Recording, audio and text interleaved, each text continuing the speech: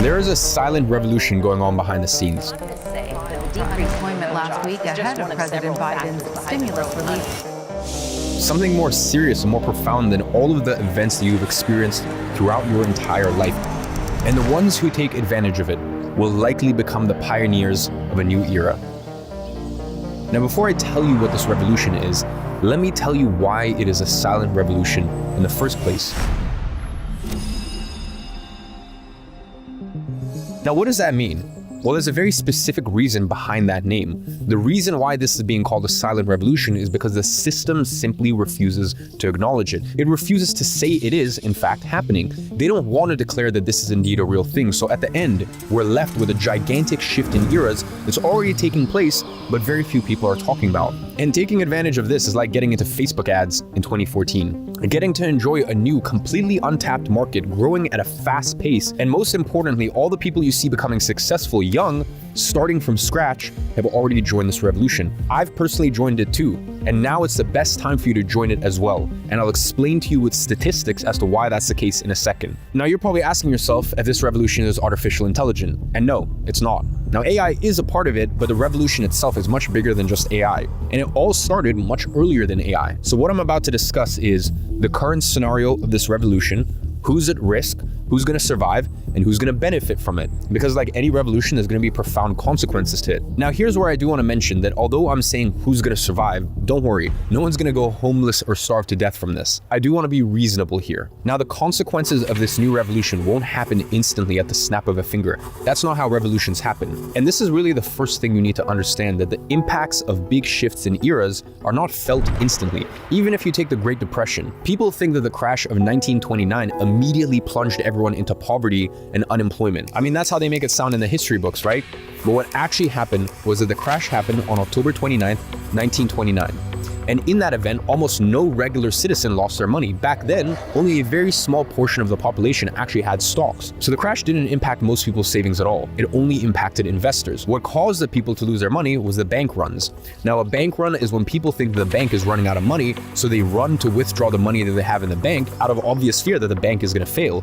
Then, this actually becomes a self-fulfilling prophecy. As more people withdraw money, banks run out of cash and then eventually indeed fail.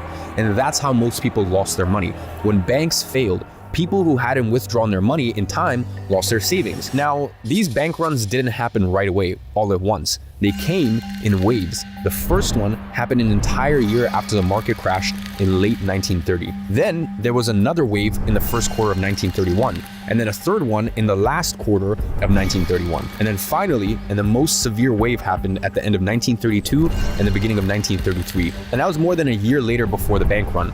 And that's where the majority of people lost their savings. By then, 11,000 of the nation's 25,000 banks had failed. So it was only 4 years after the actual market crash that people lost their money. The point I'm trying to make is that when these big events happen, things don't change right away. They change over time. And usually, the major consequences happen not because of the event itself, but because of the indirect events that get triggered by the main event. Just like the bank runs that were triggered from the crash. It was an indirect consequence that took almost half a decade to take place. The thing is, once that chain reaction of events started, there's not much you can do to stop it. And this silent revolution is also a chain reaction of events. It will not take your job as a direct consequence. The problem is the indirect consequences that will happen 2, 3, 5 years from now. Now, the thing is, the chain reaction won't start. It already has started, and we can't stop it. And that's actually a good thing, because in our case, not only can we protect ourselves, but we can actually take advantage of this big event that's currently unfolding. Again, I want to make it very clear here that no one's going to starve to death. Quite the opposite. We are currently living through a time where food and resources have never been so widely available and mass distributed. Now, if you take advantage of this big shift in eras, you could benefit a lot. So let me explain to you what this silent revolution is. For this, we need to go all the way back to 2014. And that is actually when the silent revolution first started. You see, back in 2014, a few people started to realize the potential of internet marketing to create online income. You had things like Facebook ads and Google ads that were in their infancy. And the ones who took advantage of it got to explore a blue ocean market. The cost of advertising back then was dirt cheap. So these first adopters made a lot of money with it. And at the same time, very few people made money back then. And there's a reason for that. The reason why there were very few people jumping into this was because it was extremely hard just to do simple things. things. Creating a good ad campaign on Facebook with correct tracking required you to almost be a developer to get it done. You would need entire teams to run the most simple operations. You need a designer to design your website, a developer to build it and host it. You would need another developer to mess with the ads and tracking, and everything was super slow and archaic. Now, over time, things started to get easier and easier, and as they got easier, more people started to jump into this. Then, something happened. C19. You see, C19 accelerated the rate of adoption of this market by 10 plus years. A lot of money started to flow into this market. A lot of new software started to pop up, making this entire market much more accessible. And today, what used to take a team of 5 to 10 people to do, you can do alone, by yourself, without any experience. You have website builders, pre-built templates, ad mockups, and so on. And what used to be the hardest part has now become the easiest. And a plethora of different ways to take advantage of this world have started to pop up. And this revolution created this new world of internet money that wasn't there before. It created this new world in which, for the first time in history, one could go from zero to millionaire in just a few short years without any experience. A new world where you can make a lifetime of wealth in just a decade. And in the traditional system, and by that I mean the old world, it would take an entire decade just to start working a somewhat decent job. Whereas in this new world, you can become successful in just a matter of a few short years. And what you need to understand is this: a few years from now, it's going to be normal for regular people to live off an online income. I mean, how many people do you know in real life that are actually doing this today?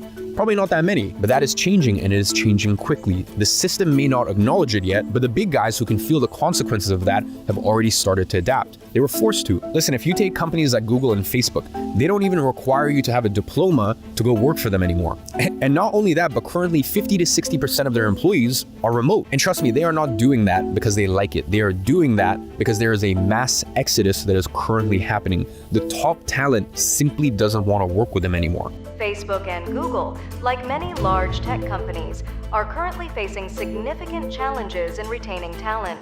These companies are grappling with the complexities of a shifting workforce landscape, where employee expectations around work-life balance and remote work options are increasingly critical.